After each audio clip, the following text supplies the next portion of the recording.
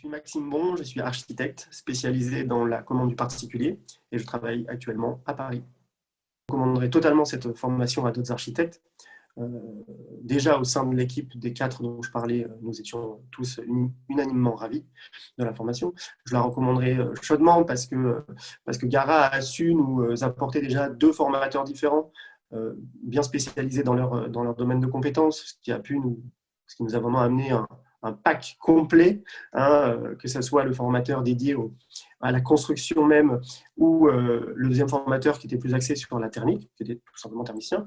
On a su voir, en fait, on a eu un panel de connaissances justement sur la construction bois qui était assez vaste. On a abordé beaucoup de sujets. Alors, c'était très dense, hein, ces 6 demi-journées, ça passe vite. Par contre, moi, je me sens plus à même aujourd'hui de me lancer dans le projet pour lequel j'avais sollicité cette formation-là. Pendant la formation, nous étions 4, 2 libéraux et 2 salariés d'agence d'architecture. Donc nous nous connaissions à la base et en fait, pour pouvoir faire cette formation à plusieurs, pour qu'elle soit aussi pour nous plus rentable, j'ai monté voilà, une petite équipe avec des gens que je connaissais. La formation à distance, effectivement, vaste sujet très actuel.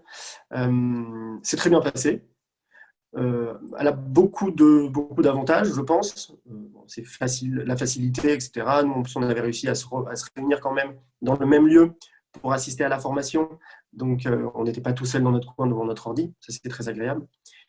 Après, le contact humain nous a un peu manqué tout de même, mais ça a quand même certains avantages de fluidité, le partage d'écran.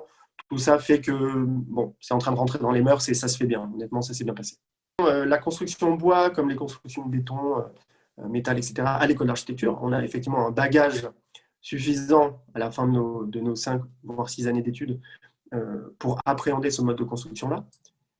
Mais les modes de construction, les matériaux, la réglementation thermique évoluent sans cesse chaque année. Donc nous avons besoin, nous, architectes, comme d'autres acteurs du métier, de nous mettre à jour, tout simplement, hein, d'être au fait des dernières techniques pour ne pas être voilà, défavorisé vis-à-vis d'un maître d'ouvrage, de savoir de quoi on parle.